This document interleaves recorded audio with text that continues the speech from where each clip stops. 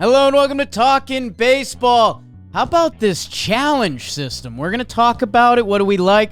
Also, there might be an ace available for your team. Other spring training. Let's talk ball. Dustin May. Oh, I'm out. Wow, don't challenge me. Hello and welcome to Talkin' Baseball. Happy February 24th, which means happy birthday, Jess. Hello. We like that. Oh, my gosh. Queen. Hello and welcome to Talkin' Baseball.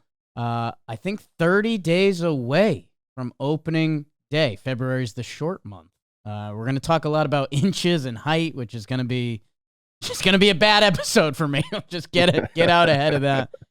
Jake Storielli, Trevor Plouffe, Rob Chiraco. It's all brought to you by SeatGeek. The baseball season is underway, essentially. Or go see a hockey game. Go see a basketball game. Go flush it out of your system before ball season is here.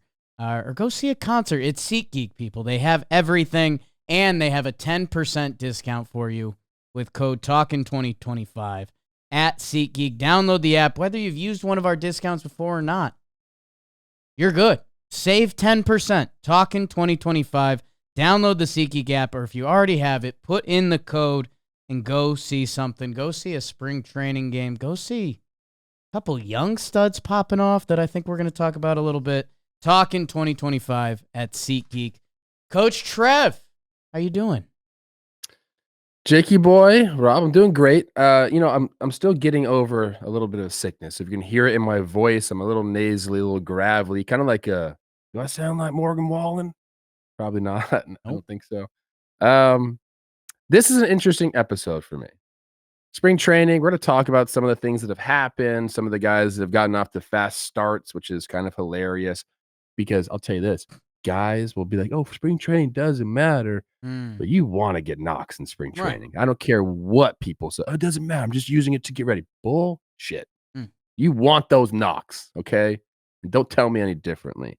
But we are going to get into the ABS system, which is interesting because I feel like, I'm familiar with it. I understand what it is, but I think we're kind of going to deep dive into it and really give a nice explanation to the people because this is something that's coming. Whether you like it or not, it's going to be here. Not this season, but soon. I believe next year it's going to be implemented. So you got to know it, or else you're not going to know ball. They're going to say you don't know ball, and that's where I'm at. I'm excited, man. I talked to Coach Tuck over the weekend. He was drumming up at Innings Fest, which is a concert at Arizona Spring Training, and he got me fired up about baseball season. And then we actually brought you up a little bit. Oh. And so I think it's the perfect time to shout out that beautiful effervescent flower, Jessica. Yeah. And say happy birthday, my sweet love. Okay. Careful with that. Thank you, Ish. Yeah, we got to get to that Innings Fest. Ryan Dempster, it's turned into a concert and like there's just baseball dudes around. What's that? It's kind of like he just threw a concert. Like I want to just throw a concert. Yeah, okay. Incubus was there. Let us on. Wow. I feel like you had a big Incubus phase. Oh, for sure. I mean, I literally have the biggest painting I have in my house is from Brandon Boyd. I mean, okay. Wasn't cheap. Nice, dude. Sheesh. Let's talk ball. And kind of this isn't ball, but it's going to be ball, like you've said. And if you watch any of the spring training action, you've definitely seen some of this. Maybe some of you are coming in absolutely blind. So let's talk about the ABS challenge system. It's been kind of cool, Coach. Now that we've been doing this show for half a decade longer? Yeah, right? I mean, you've seen my body fall apart. I've seen, you turn into just LA. I mean, just the king of LA, essentially. I've changed for sure, yeah. You've talked about a political run. The automatic ball strike, ABS, challenge system that's been in the minor leagues. We've talked about it before, and I don't know, man. Like the community loves when we talk about the potential rules and changes because you see it affect the sport we love. And we've seen the base running rules get implemented. We've seen the shifting rules get implemented. A pitch clock. I mean, there was a time when that seemed sacrilegious, and now it's just a part of the sport that this is the next one that is coming. And they have it in spring training this year. It's been at AA and AAA for the past 2 seasons. So a lot of the young guys are already used to this, and now we're seeing it. It's at 60% of this year's spring training games. And you've probably already seen some of your favorite hitters or catchers or pitchers challenge it, because that's who can challenge it. And basically what they're currently at is you get 2 challenges, and you lose them when you get them wrong. So if you stay hot, you can keep them rolling. But with 2 and not wanting to miss, you do have to be judicious about when you're challenging, or the count, the situation, where we're at in the game, all of that fun stuff. And yeah, it seems like that baseball has made the decision that this is the route they want to take. Instead, Trev, there was times we talked about going full ABS, get every pitch, and every pitch we turn our head to the scoreboard. It seems like we're staying away from that. We're keeping it with the umps. And this is the system that we're going to be seeing. And yeah, for those familiar from the tennis world, you kind of get that Hawkeye view that they've had for years. The minor league experimentation, a challenge added 17 seconds to the game. So to get a call right, that seems worthwhile. So Trev, I'd love to hear from you, just kind of, we've done some overview of this before, but now it's like it's getting here. Yeah, so that's, I think, the interesting aspect of this is they did try to leave the human element in the game as well. I mean, I think umpires are part of the game. I've always said I think that some of the best interactions, the best entertainment at a baseball game is like coaches getting fired up at the umpires. Like that gets the loudest pop, dude. So I want to keep that. I think they made the right decision there in not going full Hawkeye, full ABS every single pitch. I just don't think that just doesn't flow right now. Could we get there like down the road? Like, sure seems like that's the way it's headed. I hope that we don't, in my opinion. I hope we don't get there. I think, the 2 challenges, if you want to add a 3rd challenge or something like that, or maybe in the 9th inning, you can challenge whatever. There's going to be amendments to this, but I like the fact that we're keeping umpires there. Just it makes it feel, got to keep some of the tradition in the game. That's kind of my gist there. But I think for a long time, players have called for this, or just some way, because as a hitter or a pitcher, there were times where you get screwed. Right. That pitch is a ball, or for a pitcher, that pitch is a strike, and the statistics are there to back up what it means to go from an 0-1 count instead of being at a 1-0 count, or a 2-0 count instead you're at a 1-1 count. Like the statistics will speak volumes there. And because we have all the information as hitters now, those. So when you get into one of those situations where you should be in a 2-0 count, and instead you're in a 1-1 count, that your percentage of getting a hit went down about 200 points. Like that's not right. It's not great for you. So people have always wanted this to come into the game. And, they introduced it a while ago in the Atlantic League, which is kind of the testing grounds for Major League Baseball. And I think there were some things they had to work out with it. I think at first, I think the biggest worry was, well, is it the same strike zone for everybody? Is there just a box and you got to hit it? And now, now that we're learning more and it's becoming closer to Major League Baseball, we have some of the numbers on that. And I think that's what kind of grabbed me here, which makes a lot of sense. If you want to get into that, or I can get into it, Jake, I think the people need to know it. Yeah, I'll lay out the inches for you, because I'm pretty used to measuring that. For the ABS strike zone, okay, home plate 17 inches wide, perfect. Boom. You, me, Rob combined. The top. So this is where things get interesting. Because, okay, and this is the part that I've been walking all over myself, Trev, but this is what we're doing now, so I won't get into where my brain's spinning.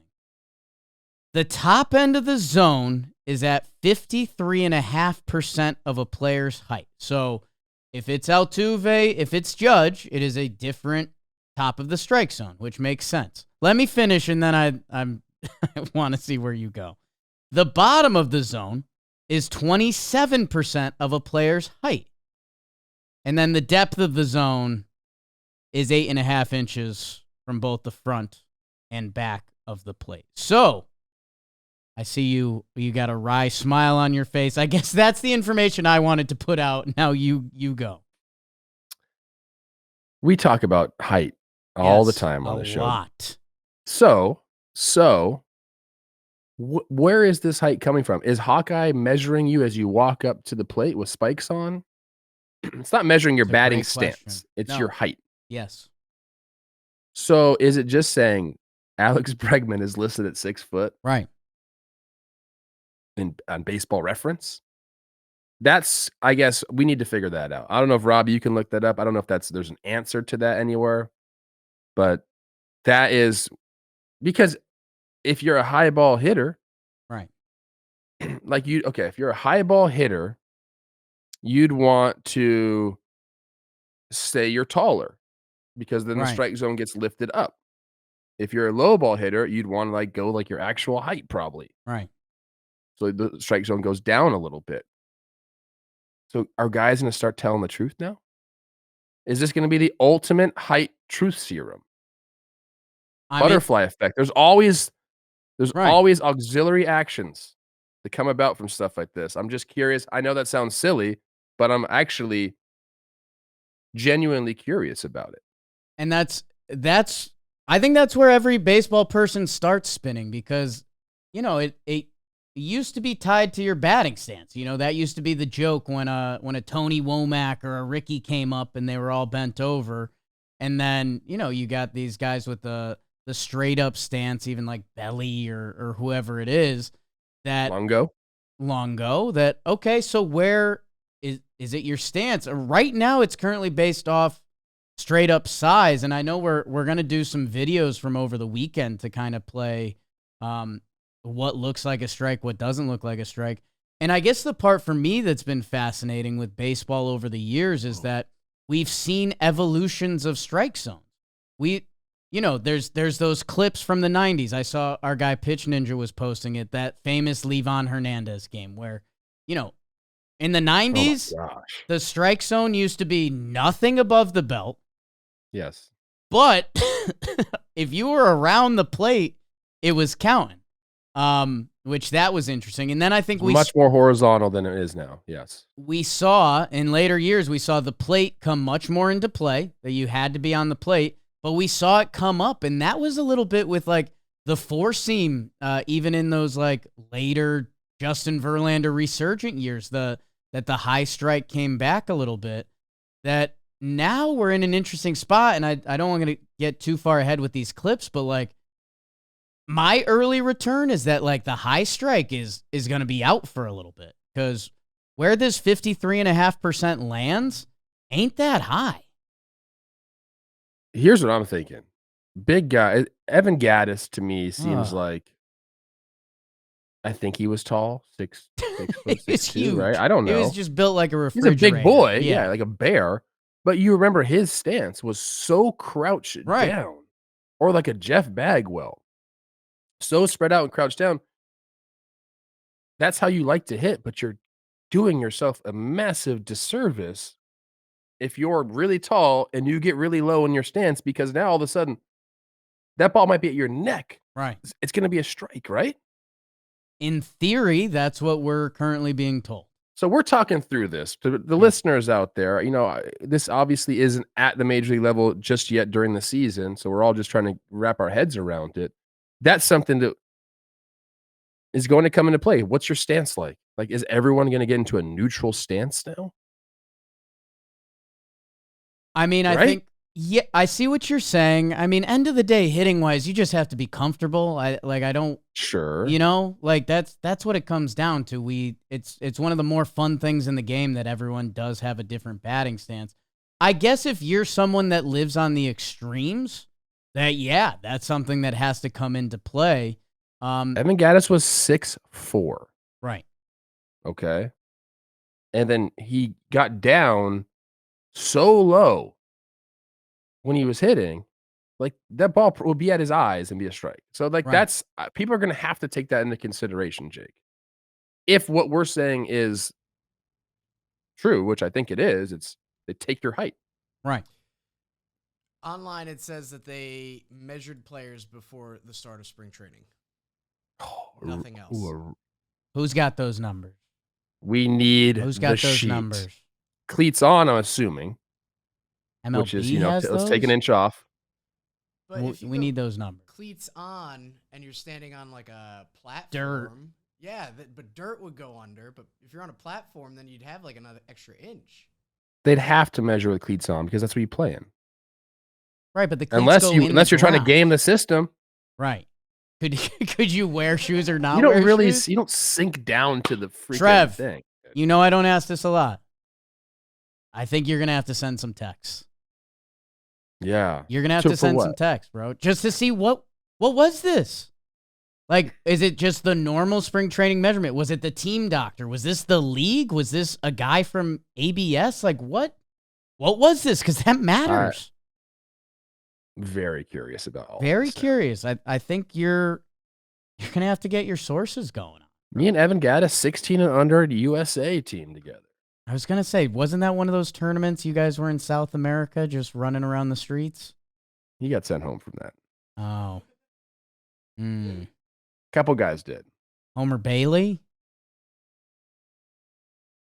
He was there. He was then there. He wasn't. I want to just throw these studs under the bus. Anyways, so that's one of the that's an interesting thing we're gonna have to find out. I think there was some nerves about pitchers gaming the zone. It sounds like you're a little less concerned with that currently. My early conclusion is that, well, I don't know. Everyone's trying to get a call, so it is what it is, but if hitting's the hardest thing to do in sports, and this is something that can benefit either side, I lean that this is better for the hitters to start. From everything you talked about from count leverage, like, I think this is good news for hitters. As long as they have a chance to get used to the strike zone. Like, let us know the strike zone, let us get used to it, then it becomes probably advantageous to the hitters. But there are certain pitches that a pitcher can throw to take advantage of it. We talked about the depth, 8.5 inches from the front of the plate, front and back. So to split the difference. If it was, which I thought it might be, maybe it was at the beginning when they first started this, like just the front of the plate. Right. Then you could really work that 12-6 curveball and just nip the front part of the plate, land it essentially on the plate if it's coming down vertically enough, right, and you'd be able to get a strike on a ball that bounced. I guess technically you could still land a ball in the middle of the plate if it's coming down enough for a strike. So if like that happens, will we see the usage of a 12-6 curveball go up? Yes.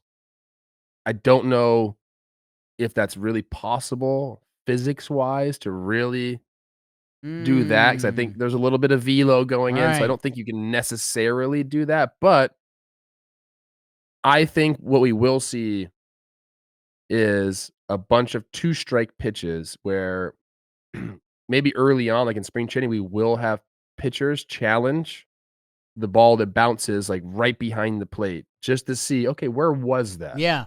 Like, did it nip the zone, or okay, that's not enough. Like, I think they'll use this as training for what can I get away with. And I think that's something that you have to take into account. Like, are pitchers going to change the repertoire because of this? There's just a lot of things that this opens up. Yeah, I mean, I want to see it play out more. Yeah. Yeah, and with teams are going to try to be so judicious with this to start until they learn the ins and outs of it, because you don't want to waste it, especially if there's a big situation and you're out and then a big call happens. Like, that's going to feel pretty brutal. That, yeah, I'm interested to see all those ins and outs. And, like, from a fan watching experience, which something Jimmy opened up my eyes to, is that every NFL game, you turn it on and you get the camera shots, Like, yes, some of the bigger broadcasts, you might have the floating camera behind the quarterback or the boogmobile when that was cooking or whatever. But every broadcast is the same shot that you get familiar with the field and the first down and how it's going to look. Baseball doesn't have that. You turn to different especially when they're showing the pitch. Yeah, it's off to the side, it's behind. That I don't know. That's going to be an interesting to watch fan experience wise. And I hope, and to start, it's going to be a lot of guys saving it for the big situation. Saving it for, like, some teams early on, cuz dude, it's tough to trust players. Like, I think most teams' pitchers are going to lose their vote. Like, I don't think pitchers are going to have a vote. Like, catcher, catchers, yeah. You got the best view in the house. Pitchers are very emotional, and understandably so. They should be. Like, that's okay, easy. It's going to be interesting to see how different teams use their privileges. That a lot of coaches might just be like, hey, we're saving ours to the 7th inning or later, guys. Like, let's just be smart about this. But I don't know or leverage situations. Right. Like, how can you also tell, I mean, the Dodgers don't care about anything. Like, Dave Roberts is going to, like, Freddie, Mookie, you guys know what you're doing, but it's going to be interesting to see how the different team dynamics play into this. Yeah, there'll be different rules per team for sure. I do think that is probably the best portion of these rules that I have read, is the fact that it has to be the pitcher, the catcher, or the hitter. The manager can't do it. Nobody from the dugout can do it. Nobody from back in the clubhouse looking at screens can call down. Like, it has to be immediate and has to be one of those 3 guys. That, to me, makes it part of the game.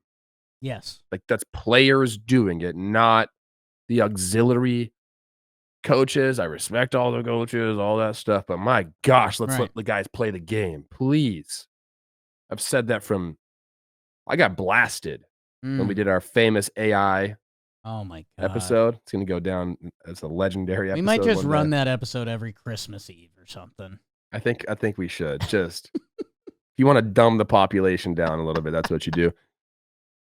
I think like I said, like, the pitch, like, tipping pitches, or getting tips on pitchers should only be the guys on the field.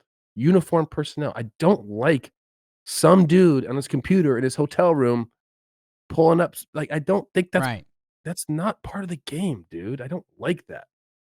And this is kind of along the same ilk. Like, you have to be right there and it has to be immediate. That seems to me still, like, within the spirit of the game. If it was a manager or somebody get called down, I hate it. That's like why the replay thing is like, I wish the replay would do the same thing. Are you involved in the play? Are you on the field? You can challenge then. But, like, the hold on, call the guy. Like, I can't stand that, Jake. I agree, but dude, and maybe this is just me. I struggle so much from the viewing perspective, and going back to my playing days, like, tags at second base, bro, no clue. I'll be honest with you, no clue. I also hate that rule too. If I'm the base runner and I slide into second base and it's bang bang, I think I'm safe. Like, I'm competing, and so that's the only part that I kind of know. There's sometimes in your head, deep down, but you're like, everyone's always like, oh. So I do hate that now every sliding play, it's if you're out, throw up the challenge, because why not? But dude, I kind of don't. Like, again, that could just be a me thing, but I'm going to pose a question to the fans here in the comments. I want you to let me know if you like the fact that now, because we have slow-mo cameras in the challenge, do you like if your foot comes off the base this much on a slide, like, do you like that you can challenge that and all of a sudden you're out? Because I don't really love that. It's like a base is a weird thing if you really think about Oh, it. yeah.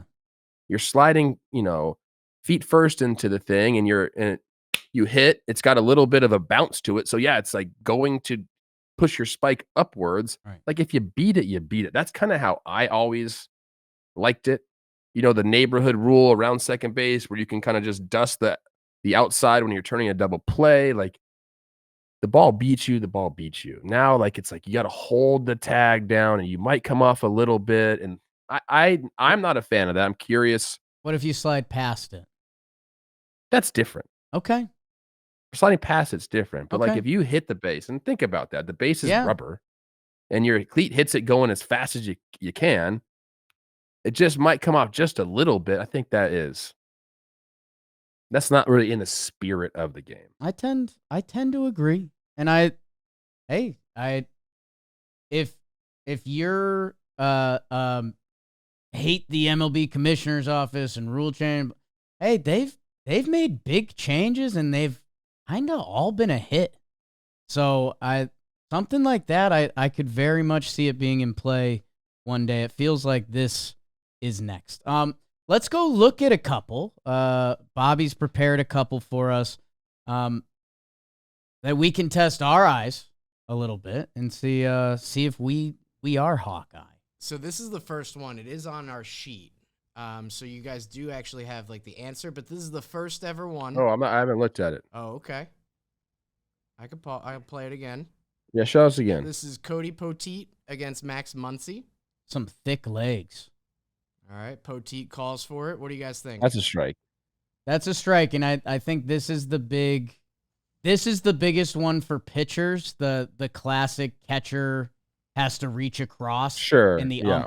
Like, I think that's where pitchers and catchers are going to clean up the most because it's just Hitters been missed for years. Hitters don't really care about that one. They Right. know it's a strike, but for so long it's got to hit your spot. So you use that argument, but it's a strike.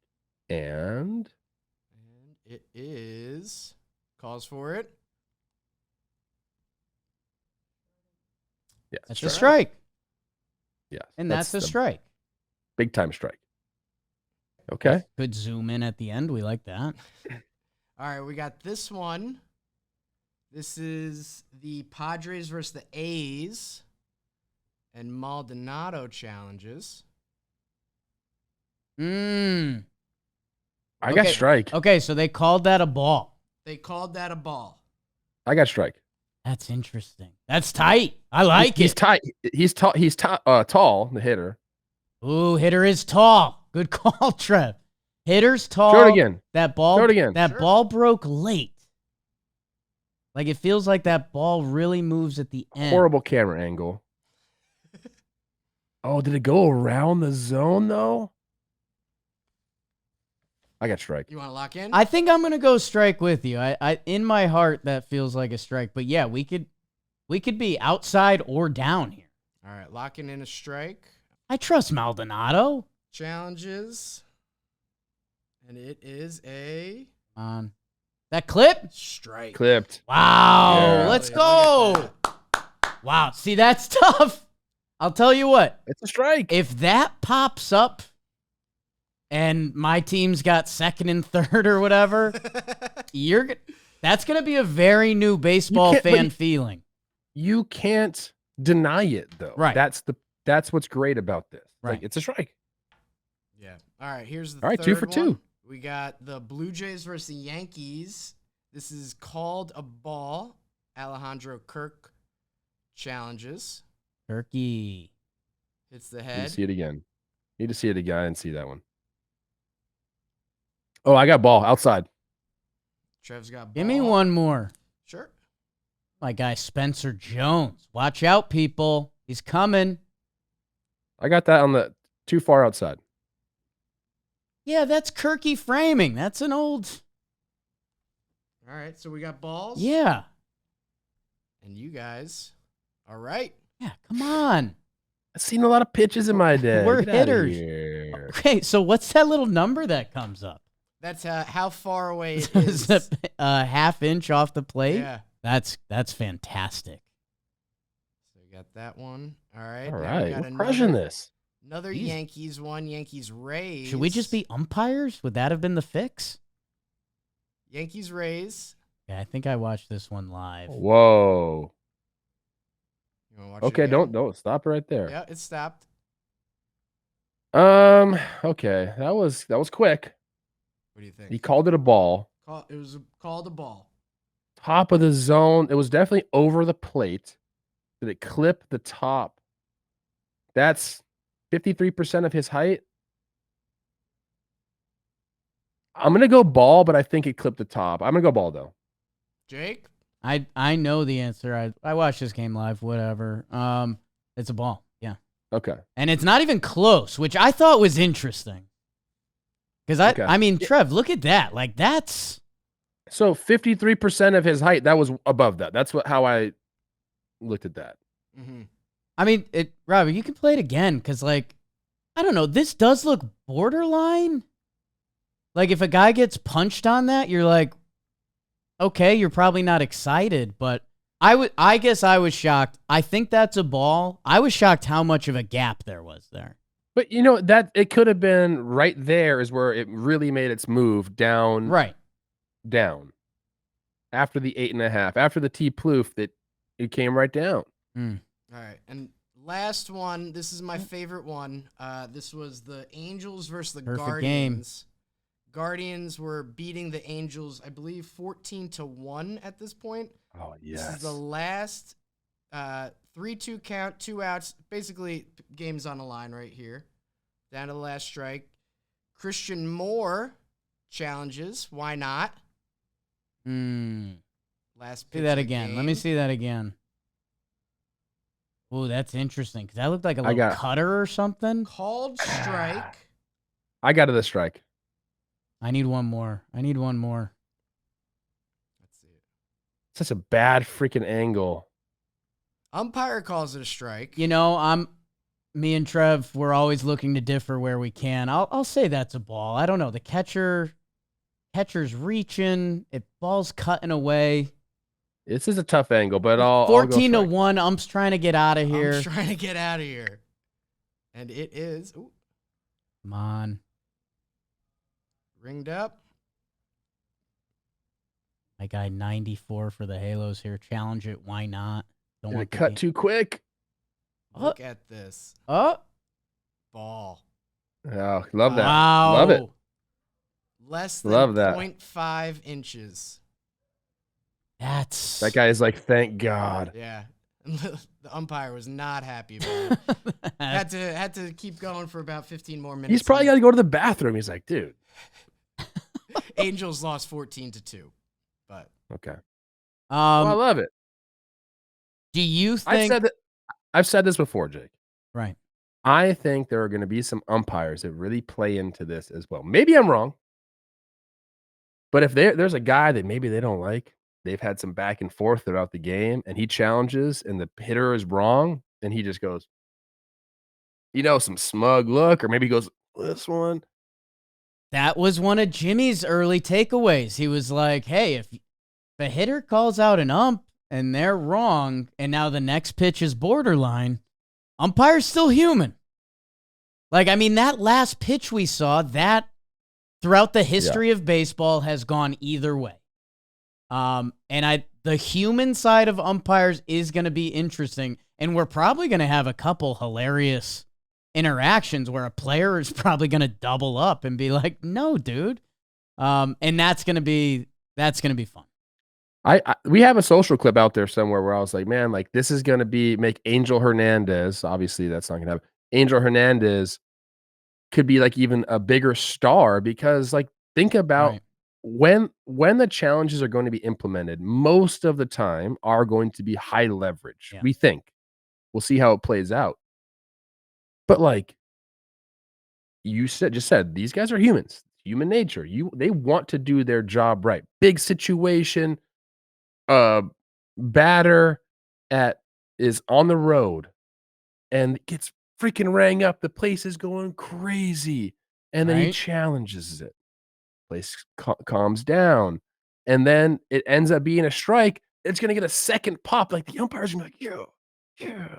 So Like it's hard not to do that, man. that was gonna be my kind of closing.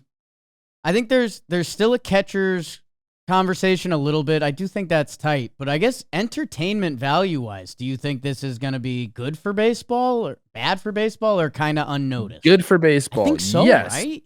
We just did this. We just filmed BB6 not too long ago. Blitzball. Check out our warehouse page. And we have a million cameras, and we do some replays. And at the beginning of it, we were just like having the booth say something, and nobody downstairs, like the crowd, didn't really know what the call was. We implemented a rule that the umpire had to go out to the middle of the playing surface and call something. And we went nuts. Yeah. For the calls. Like it's entertainment. It really is. So yeah, I think it's going to be a plus as far as entertainment. Yeah, and I guess the other conversation was tied to the catchers and pitch framing because that became so much of a thing, and it shouldn't be as prevalent. Like I know one line I got stuck with Jimbo was, we're just tricking old men. Like that was the job of a catcher for a little bit, was to trick the umpire. Which again, there's something about that that's not in the nature of the sport.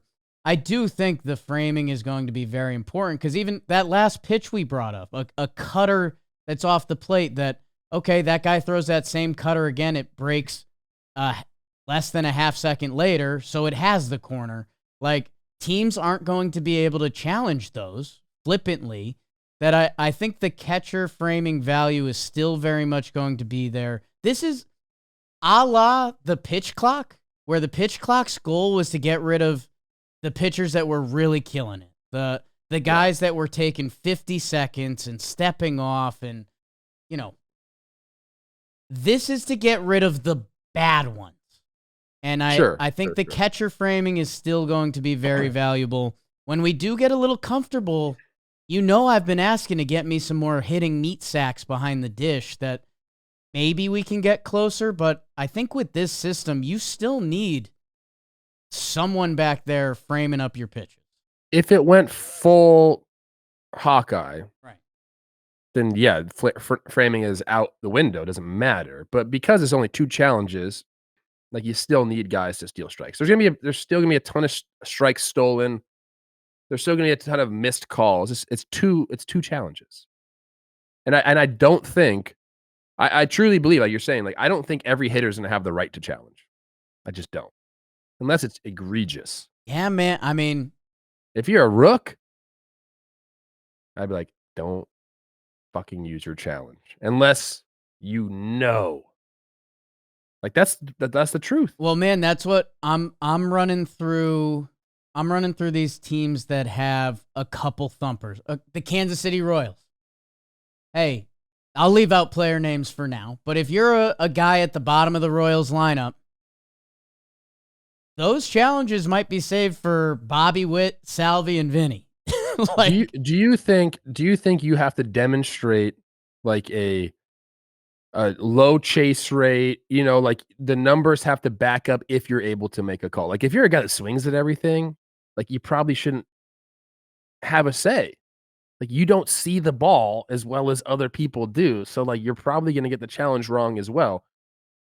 I wonder if teams are going to implement some data in their decision of who gets to use these challenges. I guess, okay, let's wrap this up with you and me, top of our head. We're managers of a team. What are you? Because I think I would tell the guys, I would say, you know what? You guys have all have the credit that if it's egregious, I'll let you do it. But if you get an egregious one wrong, you will lose that privilege. Like I can't risk that for the team. So I would give everyone, hey, if it's egregious, you get it. And then I think I would say, like, unless you're one of the dudes, like you're one of the 2 or 3 guys that makes this lineup go, we can't afford it unless it's late in the game or it's a high leverage situation. That I think that's what I'd lay out. Yeah, I don't know if I'd go like as blunt as that. I don't think you'd do that as a manager, or at least I wouldn't. I would probably have some sort of like, this is when we're gonna do it. Is it a runners in scoring position? Is it late in the games? I think the leverage to me would matter more than who. Okay. So like, they're all big league hitters. That's what I'd say. You're all big league hitters. You're here for a reason. Let's save these for a time that it might impact a scoring situation for us. If it's nobody on, nobody out, or nobody on 2 outs, like let's maybe Yeah. save the challenge. Like, let's understand what these challenges mean and what they and how they can impact the game. Let's save them for runners in scoring position. Um, maybe if it like determines your at bat, like a walk or 3-2 pitch, like I think you'd find those lanes instead of a who can do it. It's like a when should we try to do it. But Trev, like, let's say, okay, it's 2015 in Minnesota. You've been around for a handful of years. You're the third baseman. It's a 1-1 pitch. It's the third inning, and it gets called a strike, and you're like, that was off the dish. Like, I don't know. I just think it depends what the situation is. If nobody's on and it's 2 outs, like I think that you have to understand that there's Okay. going to be another time in the game that you probably want to save it for. Like, what are your like? They know your percentages of the runs that you can expect in any given situation. So if like you're in a one that's like not a lot of runs are expected in this situation, I wouldn't challenge. I think I would save them for the more fruitful situations. It's I'll be interested. MLB says it's not happening this year. Sometimes I feel like I don't know. No, it won't happen this year. I know. I don't think they've said it's going to be in 2026 either, but they can. The way it works with the Players Association Right. and MLB is MLB can suggest a rule change and the Players Association can say no. And then a year goes by and MLB can implement it no matter what. So you can just say no for a year essentially, which is kind of a crazy rule. Like maybe we need to revisit that, but I believe in 2026 we'll start to see this. Yeah. I guess just knowing some of these cats, I want it if they get a good response, and I don't know. This all comes back to one thing for me, Jake. I need that list. Oh, I need the list. Yeah, Trev, text I need the your height list, boys, dude, and be like, who can get that for us? Okay, so I don't know about accessing the list, but I would love to know. Like, hit up your. You want to know about the list? I got that. That's easy. Text Matt Chapman and say, hey. Did you just get measured by the team trainer? Did someone from the league? Did you have spikes on? Like, would love to know. I love gaming the system. I love it. Maybe I'll DM Tyler Wade. I don't know.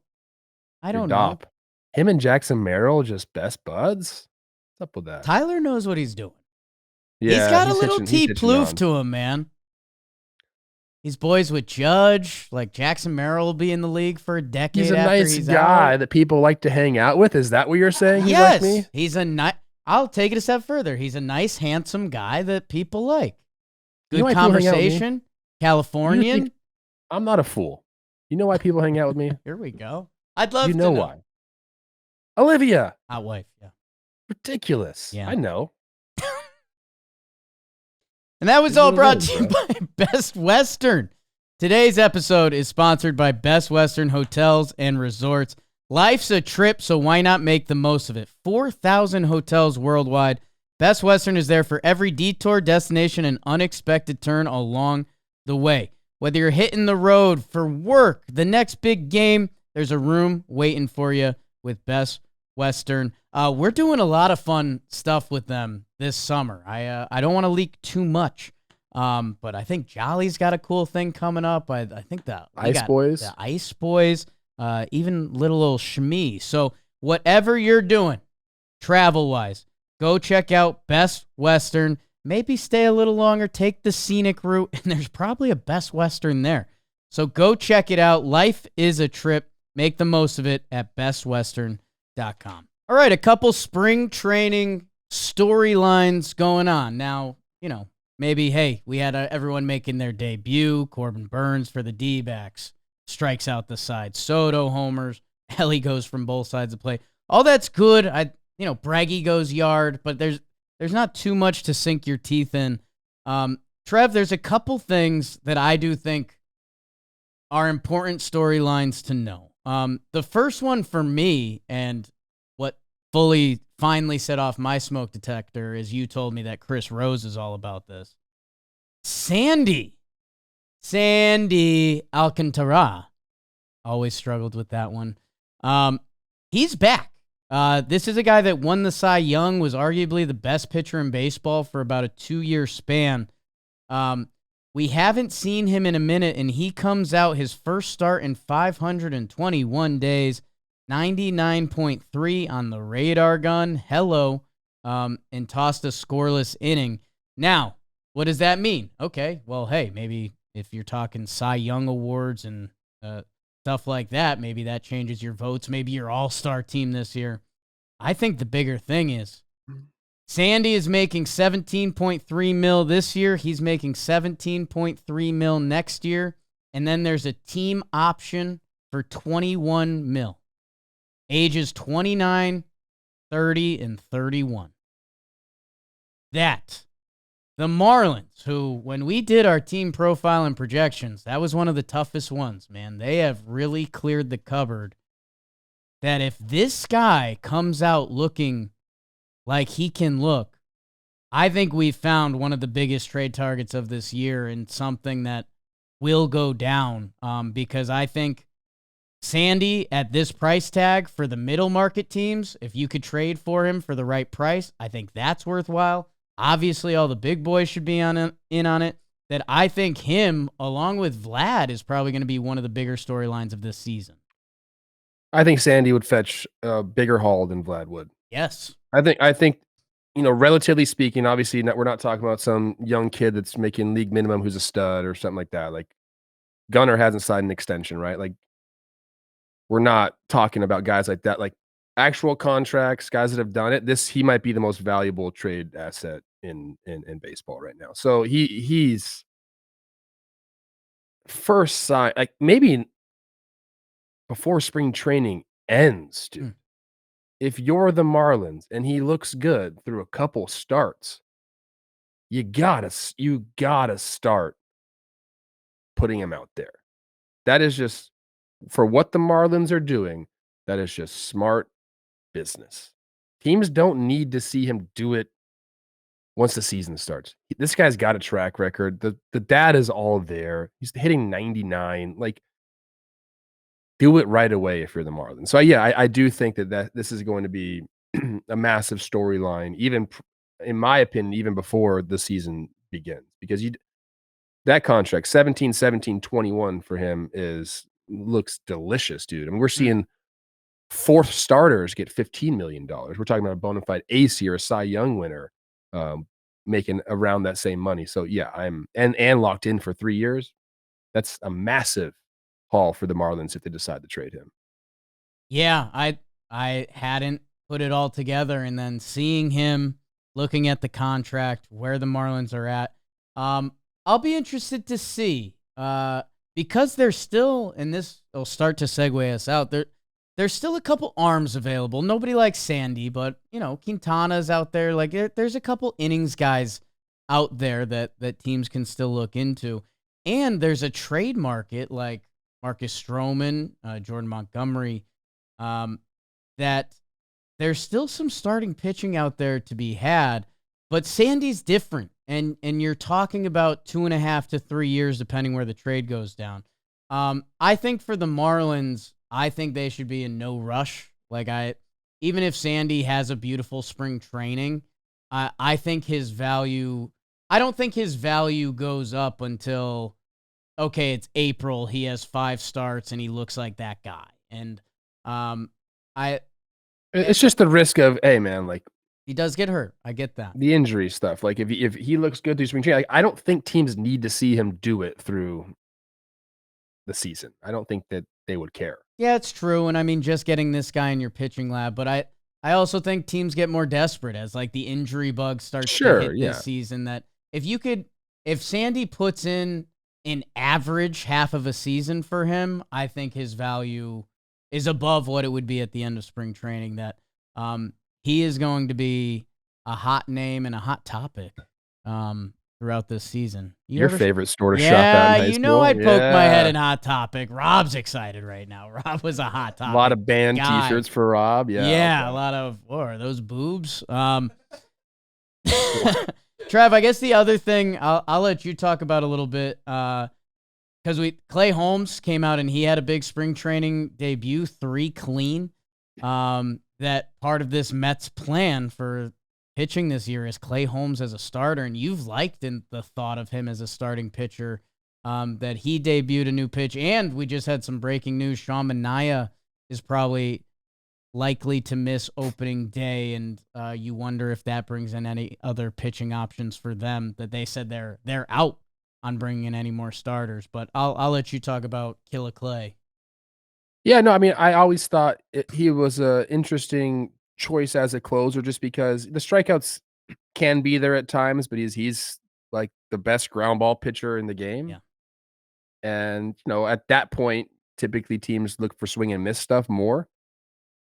So he fits the profile to me of a starter more than anything, but you have to add pitches. You can't just be kind of, he's like a sinker, slider, sweeper guy, which is, I don't know, slider and sweeper. Like, Right. I get it. They're different. I understand that. But for a hitter's perspective, you're just going like that.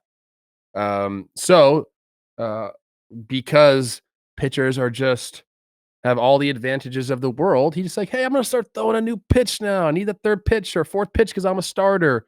And he went and was talking to the SNY guys. We got a clip from our good buddy Pitching Ninja about explaining his new pitch to kick change. Definitely. So your typical, change-up grip, your fingers are laying flat on the ball. This is just a grip where you kind of spike up one of the fingers, just so supinators like myself, people that cut the ball, are able to basically kick the axis where it's spinning and get the same depth. Okay.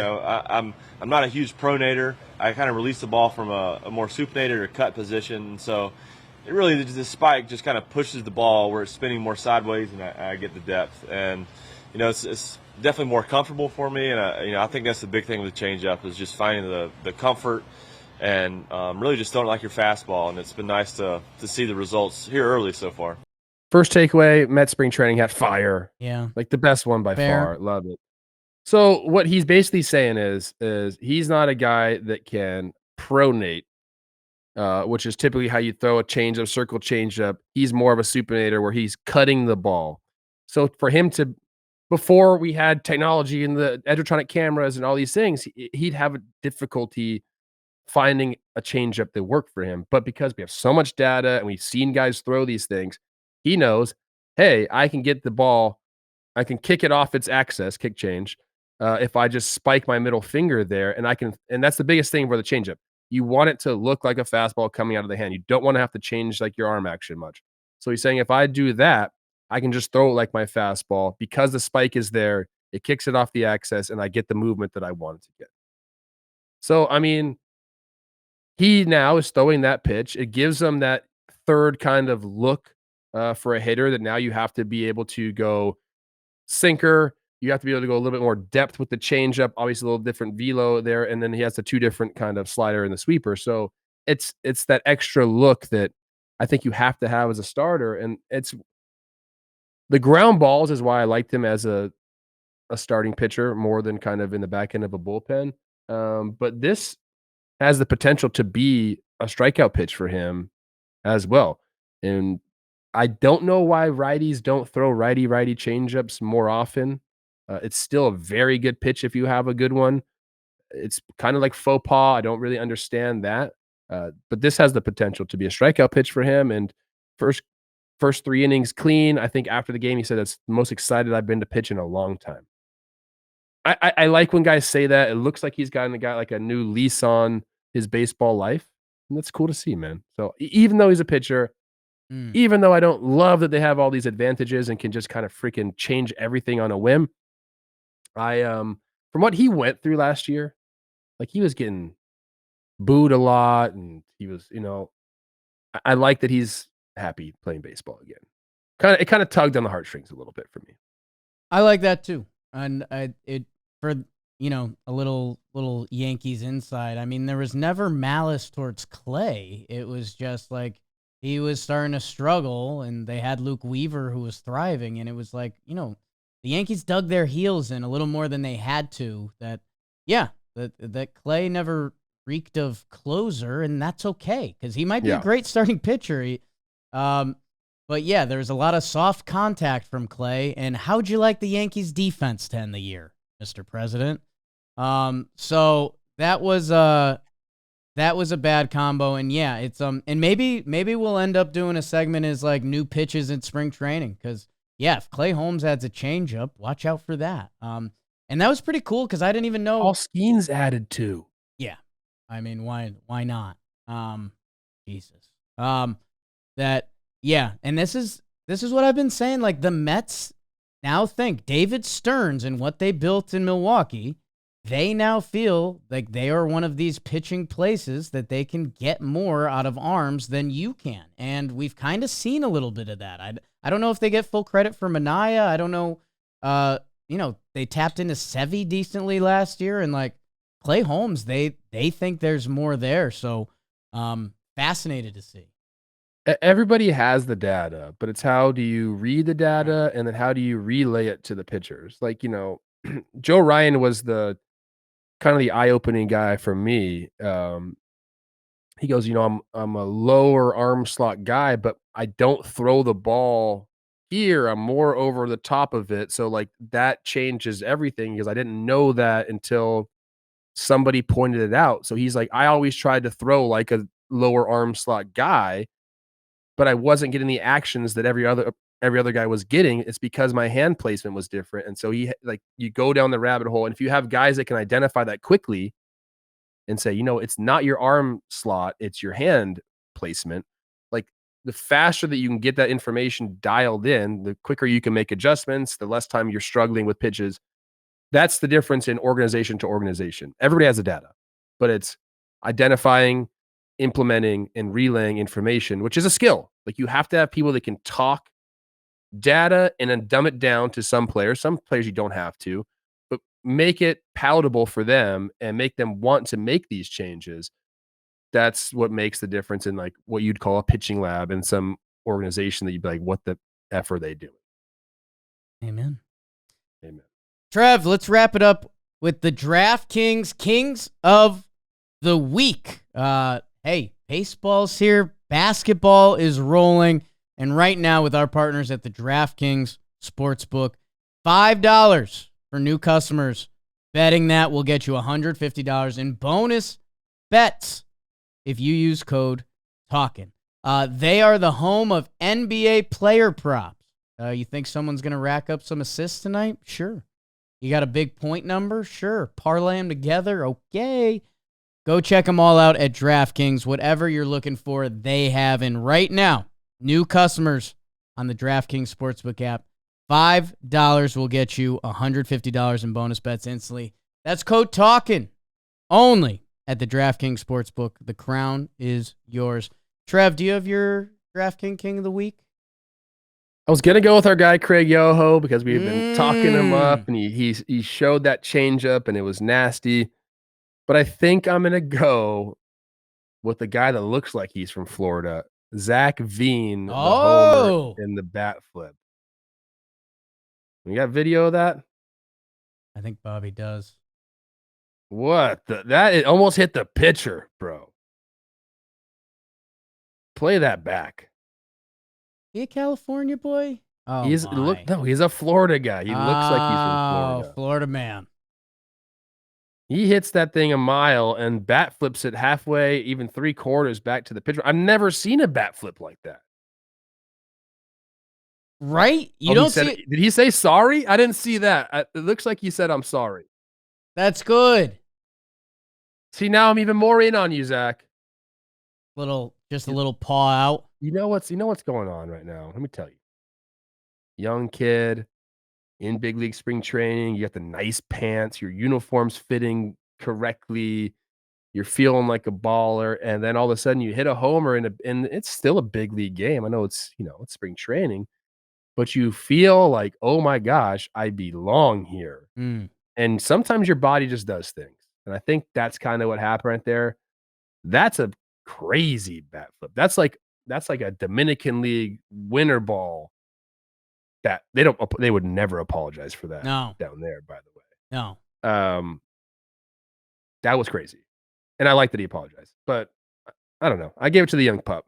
I'm glad you went there. I debated it. And yeah, he's a first round pick for the Rockies a few years back. Like he made it to AAA last year, so he's a guy that there's some young Rockies talent. Watch out. Here we go. Zach Veen. Yeah, and you see that bat flip sometimes, but it's usually out of the field of play. Back at the pitcher. He blacked out right there. I like a little apology. A little apology is okay Just in a little baseball. bit. He didn't mean it. If you throw a bat at a pitcher, it's okay to apologize. Hey, pitchers, if you hit the hitter and you really didn't mean to, it's okay to be like, my bad, bro. You good? My bad, dog. My DraftKings King of the Week, I'm going a little bit of a different route. Well, he performed, but I didn't know how nuts the story was with our guy, Dustin May. It'd been a minute since we've seen Dustin May on the field. He had some elbow injuries, and I don't know, man. Trev, sometimes we just have this weird thing with pitchers where it's like, almost we see you when you see you. Like, okay, yep, you got Tommy John, sure. Okay, you had another elbow injury. All right, yeah, let me know when you're back on the mound. I didn't fully realize this. Dustin May, ripped his esophagus. He was rehabbing for the second time on his elbow, and he said he was starting to finally feel good. There's actually some really good quotes here. He was like, man, after the first one, my elbow never felt right. He's like, then, my elbow was starting to feel good. I'm rehabbing. He's out having dinner, eating salad, gets stuck in his throat, and then hours later, he's at the ER, and they're performing an emergency surgery on him. He hadn't been on the big league mound or on any mound in a while. And you can see it after he gets through his inning. He's a little emotional, hat, face in the glove, face in the hat. That, this guy was, when the Dodgers were looking like they were building for some, we're like, okay, get ready to watch this guy for the next decade because his fastball's too electric. I was debating if his fastball ran too much. And now this guy's been struggling to get on the field in many different ways. And here he is, fighting for a roster spot essentially on the Dodgers. Right now he's listed as their long reliever. And he's got all the arm talent in the world. So easy guy to root for.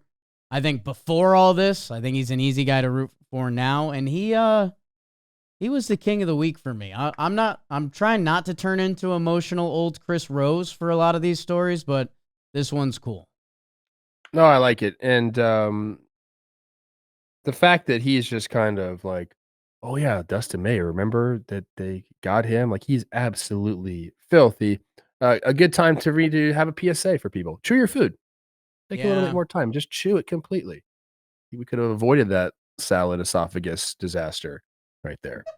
You'd like to think so. I don't know. Also, Chris Woodward didn't know he was back on the bench for the Dodgers. I think I just looked it up. He's replacing Clayton McCullough, who went to the Marlins, and he's their first base coach now.